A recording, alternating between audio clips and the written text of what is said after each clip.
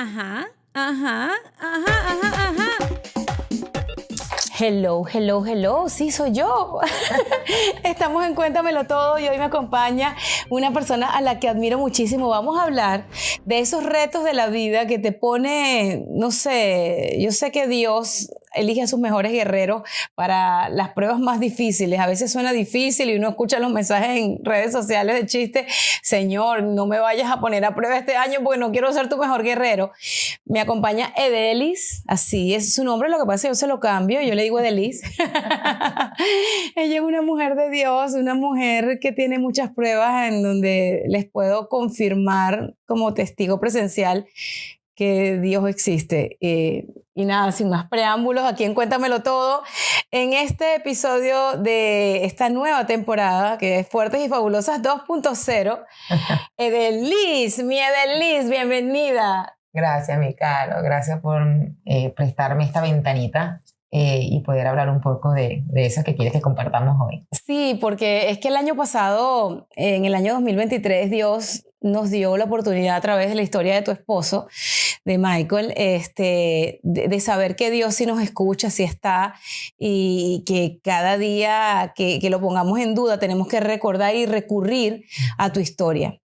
Quiero que tú la cuentes, quiero que tú brevemente hagas la sinopsis de cómo este milagro, ya ella siempre había tenido la fortaleza espiritual de cada problema que nosotras como amigas, tenemos un grupo de amigas, teníamos, siempre era de las que nos daba esa palabra de apoyo, ese aliento, esa frase, bien sea del diario vivir o de la Biblia, para que no nos olvidáramos que Dios nos escucha. Y yo no soy pastora ni ando predicando la palabra, pero para mí es importante este tipo de conversaciones en este momento del año en donde hay tanta gente que ha perdido la fe. Sí, definitivamente. Bueno, para los que todavía no han visto esa hermosa historia que Dios hizo en mi familia, un lunes, una mañana cualquiera, yendo a hacer ejercicio.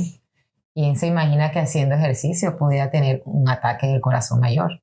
Y eso le pasó a mi esposo. Eso le pasó el octubre 9, en la mañana terminando nuestra rutina. Él empezó a sentir un dolor y ese dolor lo llevó a sentirse peor y terminar en el suelo del gimnasio, donde enseguida pues vino el rescue y después la ambulancia. Normalmente siempre llevamos al pequeño, que es Luciano, con nosotros, va al club mientras hacemos ejercicio porque los otros van a la escuela.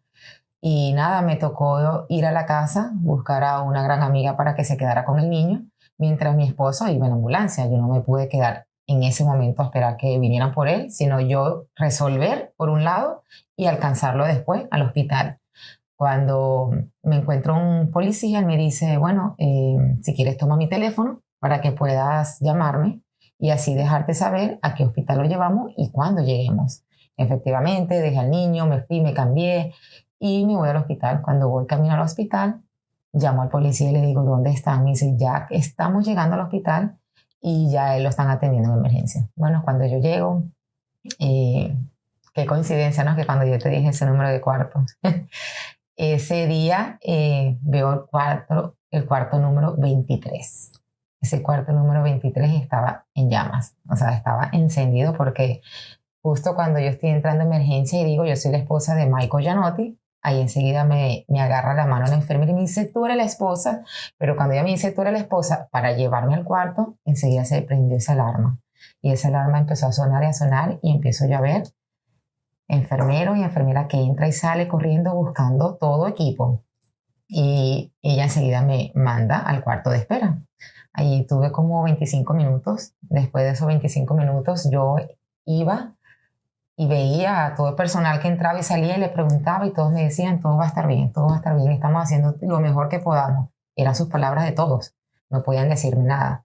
Cuando hasta que llega la jefa de emergencia y me dice, mira, estamos tratando de salvarle la vida a tu esposo, ya tenemos media hora y él no responde, él no está teniendo pulso. Eso Así sumándole los minutos desde que pasó el episodio, cuando lo recogió la ambulancia, súmenle ese montón de minutos más media hora de tratar de resucitarlo, ¿no? Ya cuando él iba en la ambulancia, ya él iba.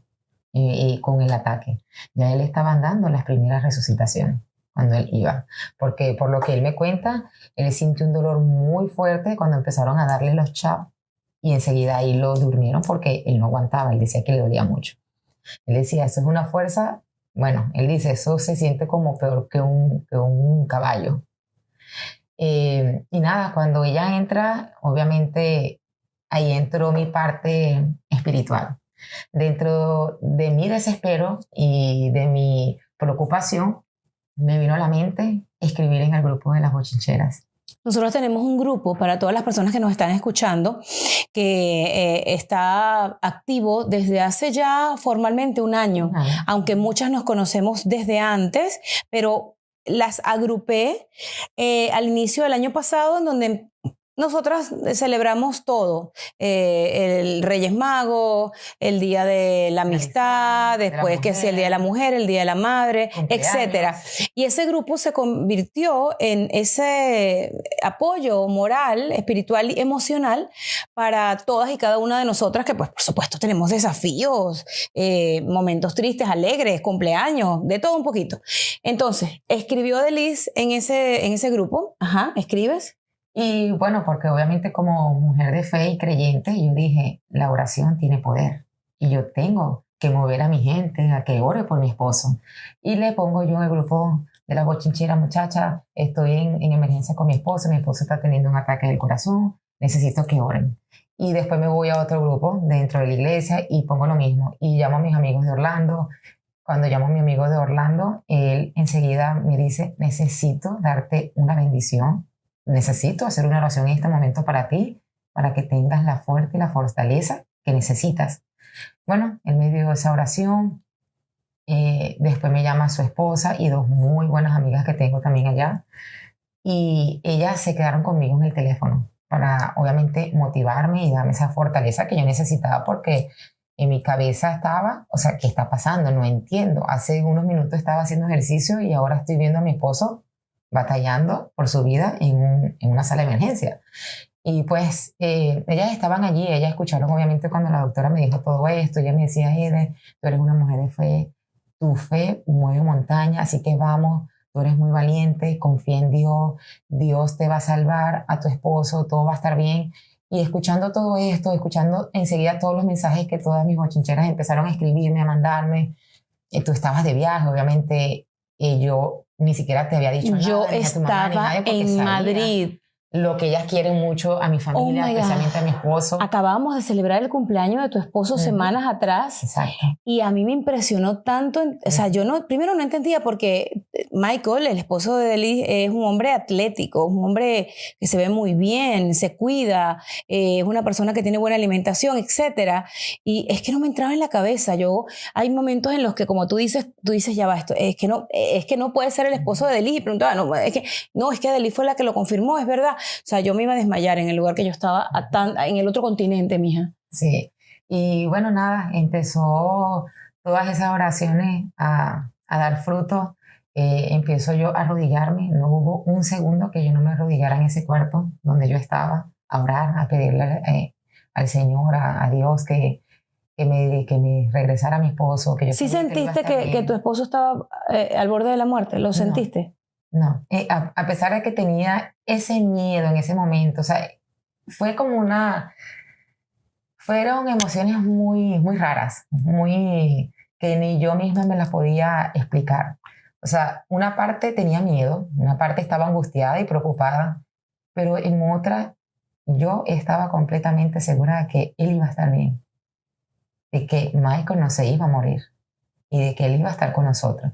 Entonces, cuando obviamente ella viene y entra por segunda vez, el cardiólogo, ya ahí habían pasado 60 minutos sin pulso, 60 minutos donde ellos todavía seguían dando CPR y él no respondía. Y él me dice, bueno, ya nosotros rompimos el protocolo, ya el protocolo es media hora y pasó 60 minutos y él no responde, así que vengo a decirle es que pase al cuarto a despedirse, porque ya no podemos hacer más nada por él. Ya humanamente hemos hecho todo. Cuando él me dice eso, mi caro, yo sentí que mi cuerpo y mi mundo se me fue. O sea, ahí yo sentí como que todo salió de mí. Y me lanzo al suelo a llorar. Obviamente a ponerme las manos en la cabeza y no entendía todavía lo que yo estaba escuchando. Yo decía, no puede ser.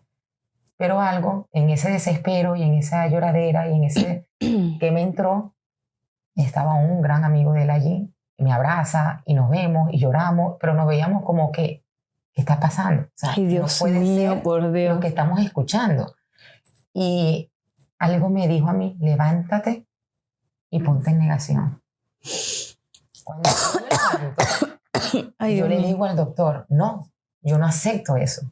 Usted tiene que salvarle la vida a mi esposo. Usted tiene que ir y salvarle la vida a mi esposo porque yo sé que él no está muerto. Cuando él escucha esas palabras me dice, pero es que son 60 minutos. ¿Nunca viste a tu esposo muerto? ¿Nunca en tu cerebro esa frase del doctor, porque fue el doctor quien vino a decírtelo, porque esa era su responsabilidad, te trajo a ti una imagen de voy a ser viuda, me voy a quedar con 4 hijos? ¿Cómo fue el minuto o el segundo cuando tuviste que entrar a ese cuarto supuestamente a despedirte de Michael? Bueno, fue bien duro. Creo que en 13 años que tenemos de casado, nunca había vivido una experiencia así con mi esposo, nunca. Y el verlo postrado en esa cama, entubado como estaba, y todavía ellos tratando de salvarlo, porque aun cuando yo entré, ellos no dejaban de darle los CPR. O sea, a pesar de que él me fue a buscar para despedirme, ellos no dejaban de tratar de salvarle su vida. Y por eso digo, siempre estuvo presente Dios en cada momento, desde que los recogieron hasta que llegó al hospital, porque mientras ellos estaban diciendo, son 30 minutos, como el protocolo regularmente lo hacemos, ¿por qué se quedaron 60? Algo les decía a ellos, tenemos que seguir. Él va al cuarto, obviamente a ningún familiar lo hacen pasar al cuarto donde está la persona, sino hasta que fallece y después le dicen, bueno, vaya a ver el cuerpo. Entonces, si tú te pones a pensar, fueron muchas cosas donde Dios estuvo presente Sí. y donde Dios estuvo haciendo su plan, o sea, su propósito, Sí. que era obviamente darnos ver y vivir este milagro. Creo que a todos, porque A todos. hasta el médico, porque quienes nos están escuchando y viendo también, el doctor que estuvo a cargo, un doctor muy joven, fue entrevistado en un medio de comunicación, lo pueden encontrar seguramente en YouTube, colocando la historia de Michael Gianotti en Primer Impacto, y realmente hasta él habla de la palabra milagro. Y cuando uno escucha a un hombre de ciencia, ¿sabes? Hablando de Dios, es que tú dices, wow, es que los incrédulos, los escépticos, tienen que escuchar esta entrevista, tienen que volver a creer. Definitivamente. Entonces, cuando estás en ese momento, en ese momento de Dios, hablándoles a todos ustedes, ¿qué pasó? Yo me lo sé, pero es impactante escucharla a ella contar la historia de esos minutos claves. Sí, cuando ya yo voy camino a ese cuarto con el doctor, obviamente ya yo iba ahí sí iba yo con un miedo grandísimo por lo que yo iba a encontrarme. Y cuando yo lo veo ahí, bueno, veo a mi esposo en esa camilla, pálido, sin color, todo su cuerpo sin color, entubado.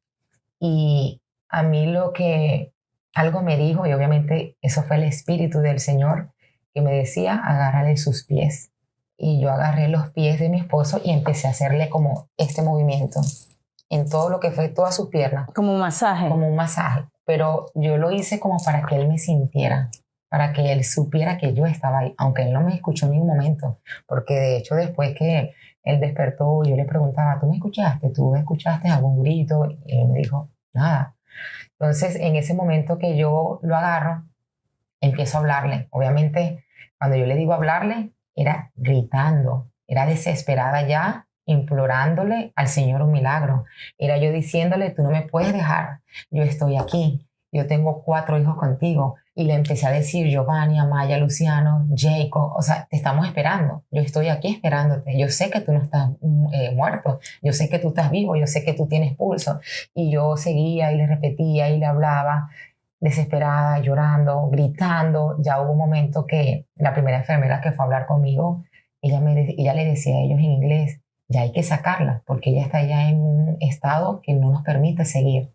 Y hay que sacarla. Cuando yo le escucho a ella decir eso, es cuando yo les demando a ellos, fue cuando el doctor dijo, es que ella nos demandó a todos. Ella nos demandó que teníamos que quedarnos, que teníamos que seguir salvando la vida a su esposo. Y eso fue lo que yo hice. Eso fue lo que yo ¿Te sentí. acuerdas las palabras exactas que le dijiste? Sí, yo le dije, aquí nadie se me va, gritando y haciendo esto en la cama. Yo le decía, aquí nadie se me va. Aquí todos se quedan a salvarle la vida a mi esposo. Ninguno va a salir de aquí. Y de hecho, nadie va a salir de aquí. Y todos ellos se quedaron como que, ¿qué es esto?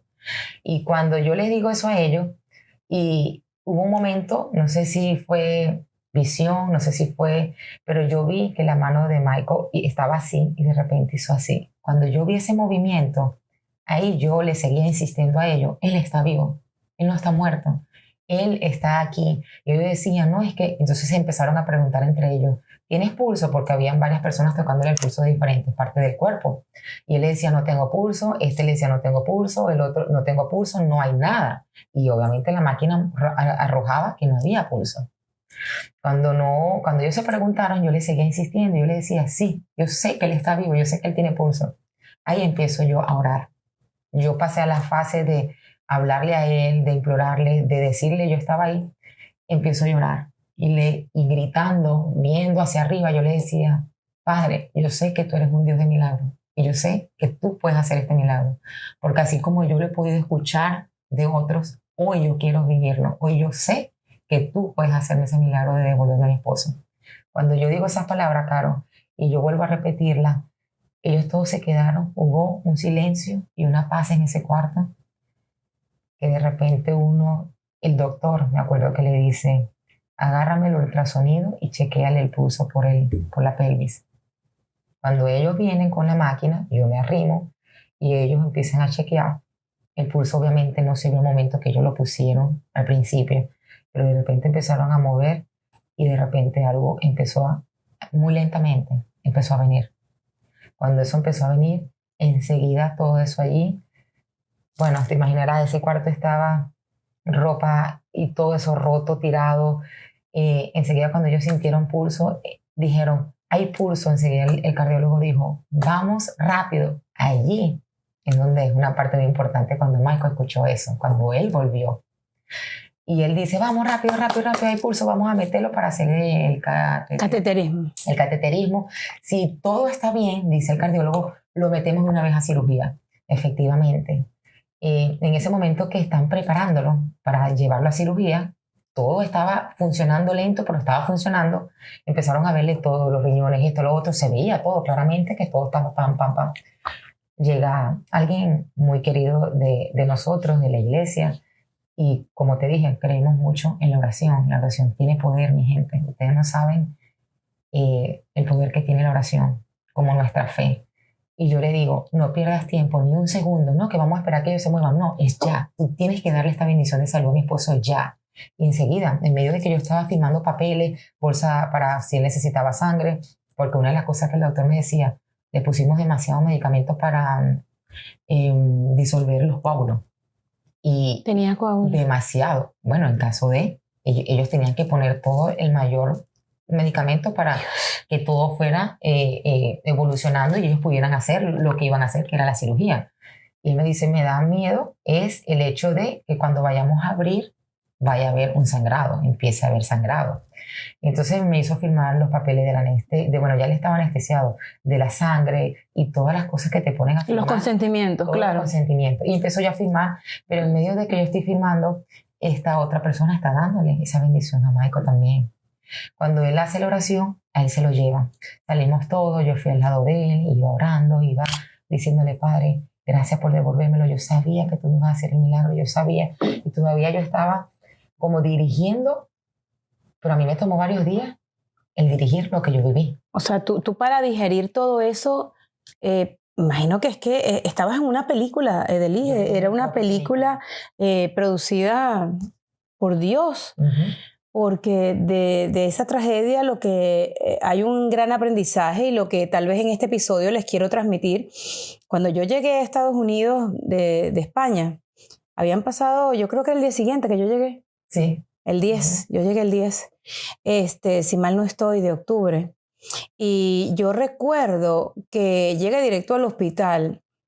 El esposo de ella, insisto, es muy guapo. Ella lo sabe.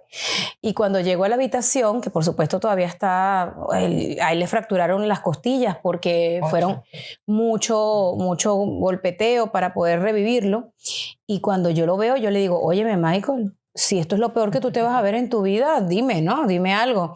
Él no podía hablar mucho, pero dentro de lo poco que habla, dice, dile que te cuente lo que me pasó.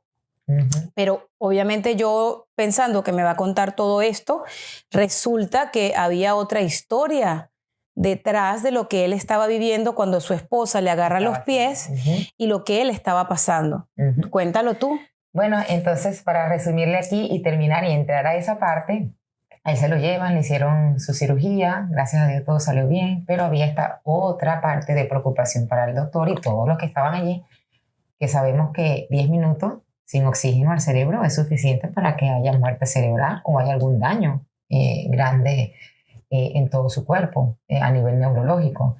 Y pues bueno, cuando el doctor salió de la cirugía, él me dice, todo salió bien, perfecto, 40 minutos. Yo sentí eso como rápido, pero al mismo tiempo yo estaba sentada en esa sala todavía orando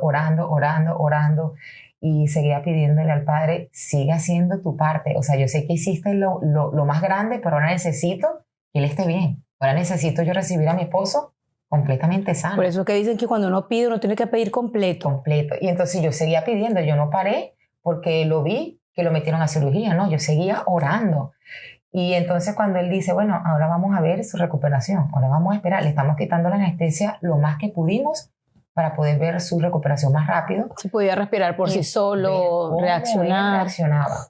Y bueno, la sorpresa fue que cuando él lo llevan al ICU, él empieza a despertar y empieza a mover los pies, empieza a mover las manos. De hecho, vi un amigo y le hizo esto al amigo. El gesto de las manos cuando tú los cruzas como de pana, pues, de amigo. Y de repente el doctor estaba ahí, las enfermeras estaban ahí, y me recuerdo que las enfermeras tan bellas, cuando ellas vieron a Michael, empezaron a llorar. Es que, claro, fue un acontecimiento bien grande para ese hospital, para todos los que estuvieron. Lo llaman el hombre del milagro. El hombre del milagro, así lo llamaron todas las semanas mientras estuvimos allí.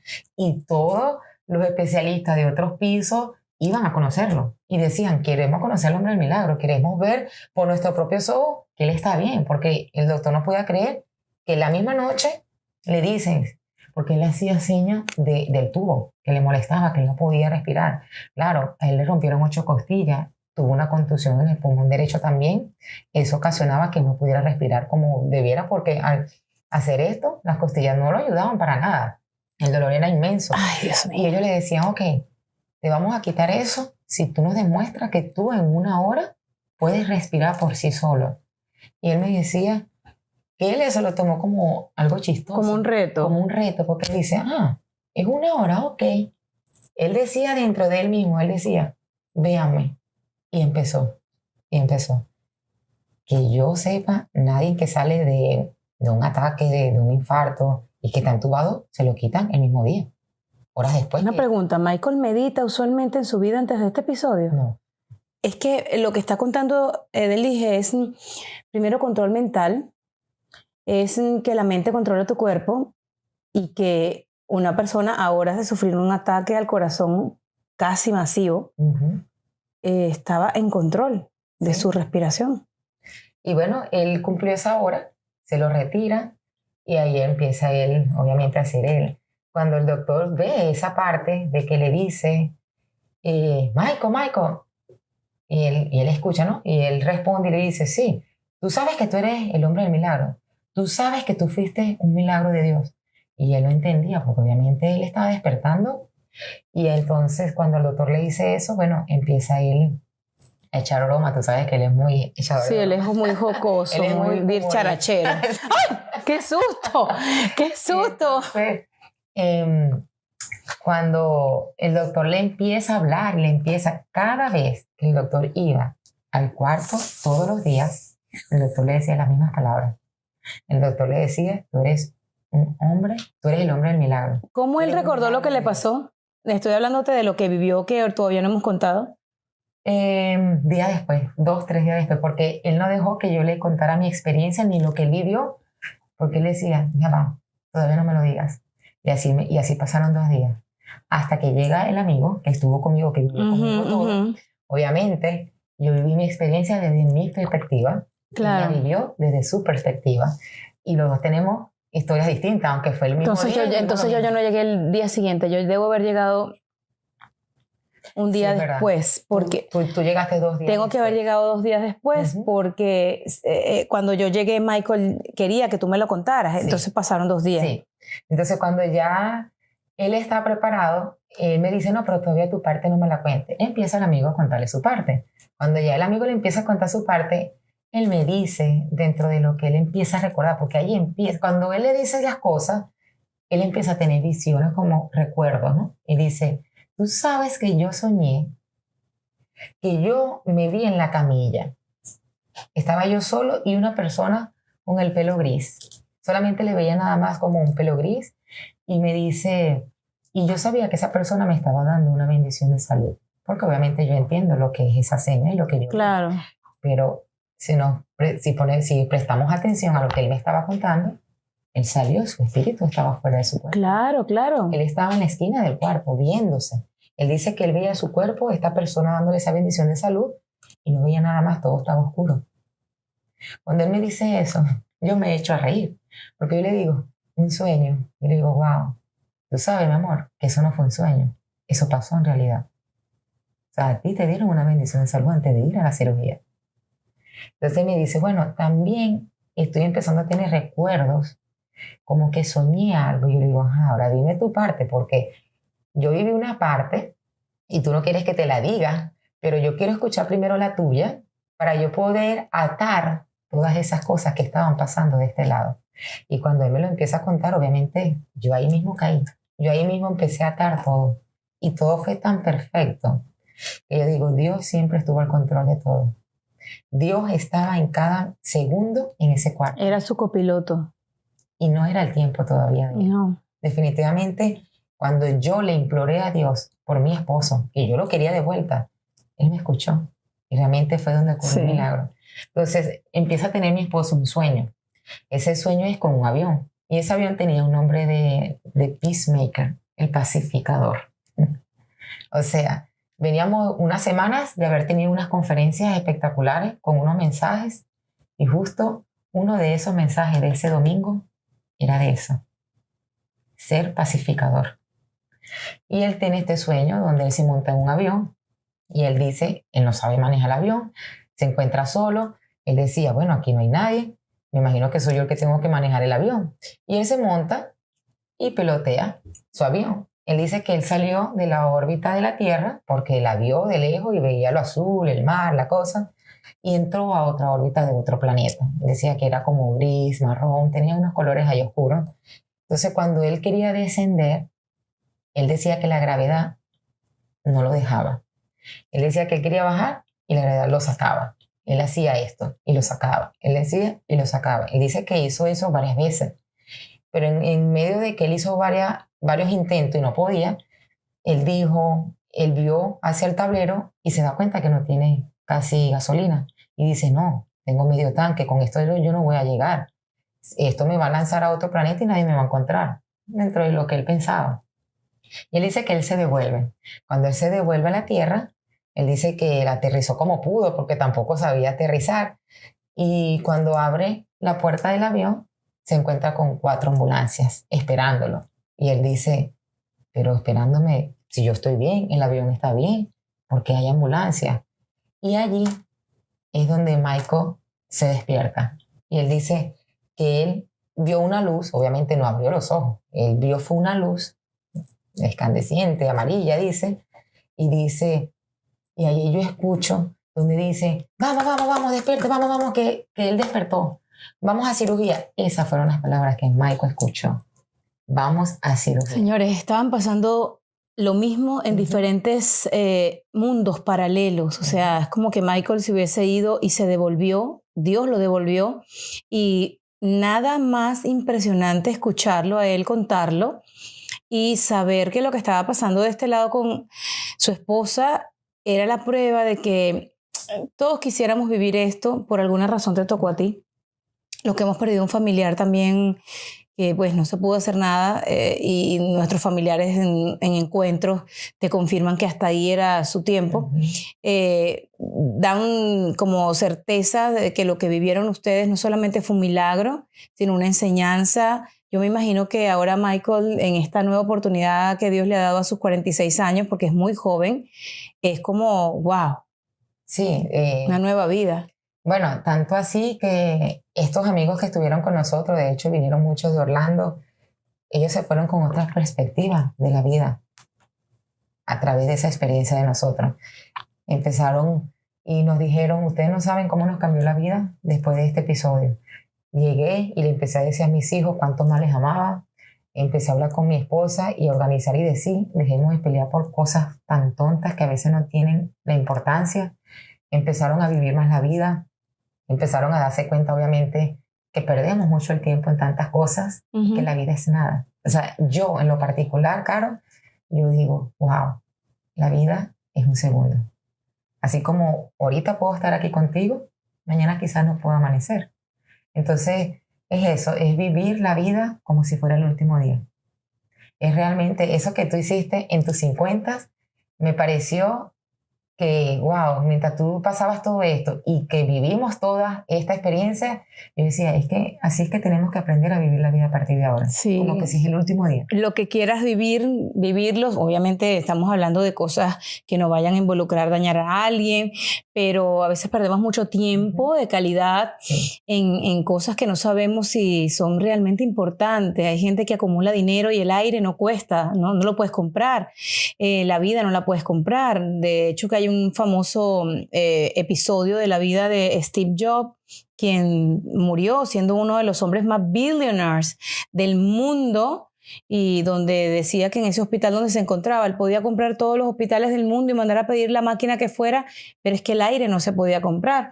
Entonces yo creo que es importante tal vez este episodio para, si tú que estás escuchando tenías alguna, no sé, duda, alguna queja, todos tenemos problemas. Nada es perfecto. En algún momento algo no está donde debe. Dicen que a quien le va bien en el juego le va mal en el amor. Es superfluo, es poquito. La vida es tan bonita, tan grande, tan hoy, tan presente, que esta anécdota de vida, esta historia que yo la quiero leer, ya me la sé, la hemos visto en televisión, la seguiremos escuchando en cuanto podcast te inviten, pero... Ya lo sacamos en inglés también, pronto va a salir. Yo quiero que escuche todo el mundo esta historia, porque tienen que devolverle al mundo la fe que necesita. Esperanza. La gente necesita mucha esperanza, mucha fe. La gente da por perdido cualquier cosa, un negocio, un momento, una relación, un camino, por pequeñeces. Sí, definitivamente el aprendizaje que yo tuve de toda esta experiencia, nunca me cuestioné por qué yo o por qué a mí, no, solamente que debo de seguir aprendiendo. Y creo que cuando estamos en los caminos del Señor, eso es la vida, seguir aprendiendo, crecer espiritual y personal, seguir siendo mejor persona, el cambiar ciertas cosas que quizás no las estamos haciendo bien, buscar otra manera, otros caminos de cómo mejorarla, de cómo seguir buscando esa conexión con Dios, porque Dios siempre está allí, Él siempre nos escucha, Él siempre sabe lo que nos está pasando. Él solamente quiere tener esa cercanía con nosotros y escuchar que pedimos. Y como dijo Caro, ser muy directo, porque a veces cuando hacemos muy repetitivo lo que pedimos, por decir, si hacemos la oración de la misma manera, es como algo repetitivo que quizás no tiene eso como sustancia, no tiene como esa sustancia que le da, como que cuando estás hablando con una amiga. Exacto. O sea, tienes que ser específico. Dios, ayúdame a que mi hijo termine los estudios.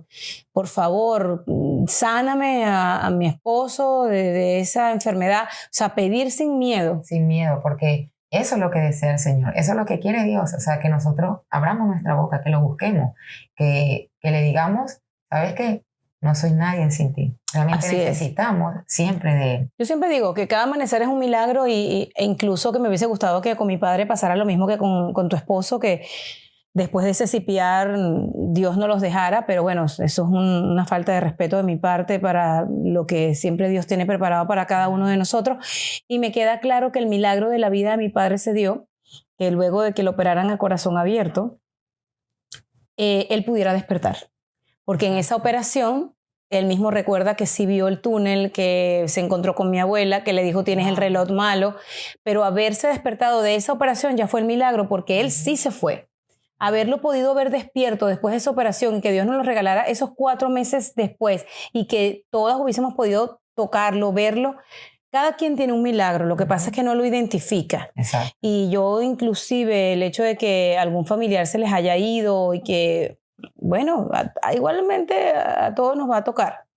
De manera más rápida, más lenta, a todos nos va a tocar despedir a alguien o que nos despidan a nosotros. Esa es otra cosa, Caro, y disculpa que te interrumpa. Sí. Es que muchas veces ni siquiera estamos preparados. O sea, pensamos... Es difícil. Que vamos a estar vivos para toda la vida. Y es mentira. O sea, pensamos que quizás nos vamos a morir un día, no sé, de viejito o de una enfermedad que va a venir progresivamente, pero nunca nos estamos esperando un ataque al corazón o un accidente que ni Dios lo quiera, salimos y no llegamos a nuestra casa, como ustedes pudieron vivir otro episodio que yo tuve también meses atrás, de cuando me chocaron. Y vi a esa persona rodar 4 veces y yo dije, esa persona se mató. Y no le pasó nada. No le pasó, pero ni esto. Entonces, para mí eso fue otro milagro, porque el ver a esa persona con la velocidad que me dio y cómo rodó su carro, o sea, yo dije, esto fue un milagro. Todos los días hay un milagro. Lo que pasa es que no somos lo suficientemente observadores. Definitivamente yo decía, gracias Dios. En ese momento, ahí sí temblaba yo, ahí sí lloré yo decía, gracias Dios porque me dejaste un día más, porque puedo regresar a mi casa, porque puedo estar con mis hijos, porque puedo seguirlos viendo. O sea, las experiencias las vamos a vivir de diferente manera. Las vamos a vivir en la casa, fuera de la casa, en donde quiera que estemos. Entonces, solamente es esa conexión con Dios. Siempre estar preparado por si ese es nuestro último día, por si esa es nuestra última noche y nuestro último despertar. Entonces, ¿qué les dejo de aprendizaje? Que vivamos más en amor, en armonía y con gratitud, como lo dice Caro siempre. La gratitud es la clave en la vida. Si nosotros agradecemos realmente lo que tenemos, porque si tenemos lo que tenemos, porque eso es lo que necesitamos, no necesitamos más. Es correcto. Y todo esto es prestado. Sí. El día que nos vamos, tú te vas a llevar la casa en el ataúd. No te vas a llevar nada. Tú te vas a llevar el dinero, tú te vas a llevar... No, nos llevamos lo que hemos construido, lo que hemos vivido, esos momentos con nuestra familia, con nuestros hijos, con nuestros seres queridos, con nuestros amigos. Por eso es tan importante esto, el abrazo, el tocarnos, el sentir. Te quiero, te amo. O quiero hablar contigo, ven para acá, o quiero saludarte. O sea, no se queden nunca con nada que quieran hacer. Eso tal vez es un gran mensaje y yo agradezco mucho el tiempo, la historia. Qué bueno que desde que la has podido contar, la cuentas desde el agradecimiento genuino y sincero de lo que les tocó como familia, que yo creo que el 31 de diciembre para ustedes tiene que haber sido muy especial, porque wow. No, después de eso, todos los acontecimientos que he vivido, yo le agradecí a Dios, gracias por este día, porque justo le pasa eso, el 17, el 18, nuestro hijo cumplía 12 años. O sea, a Michael le pasó eso el 9. Giovanni cumplía 12 años. Después vino nuestro 13 aniversario. Después vino la Navidad. Después vino, no mentira, antes de la Navidad, el cumpleaños de Luciano. O sea, mira todos los ¿Y saben eventos que él no hubiese podido disfrutar. Les cuento algo, Luciano, el hijo más pequeño de Michael y de Deli, cumple el mismo día que yo nací, el 24 de noviembre. Todo está escrito. Y el número 23 que Delis mencionó, de la habitación en donde Michael se encontraba de emergencia, es el día, o sea, el número 23, la fecha en la que mi papá falleció, un 23 de febrero, que ya van a ser 9 años. Eso me impresionó a mí muchísimo y no estamos conectados con la gente que estamos conectados en vano. Toda la gente que está en nuestra vida está por algo. Podría quedarme hablando con ustedes de esto y más, y por eso me encanta mucho la interacción. Si quieren conversar conmigo, recuerden que me pueden encontrar en Instagram, en Facebook, en Twitter, en todas partes, @Veneno Sandoval. No es lo que parece, pero ese es mi nombre digital, Veneno Sandoval. Los quiero mucho. Fue una conversación con la mujer del hombre del milagro. Y yo creo que es la primera vez que a uno le gusta que le digan así, la mujer del hombre del milagro. Gracias, bye. Bye.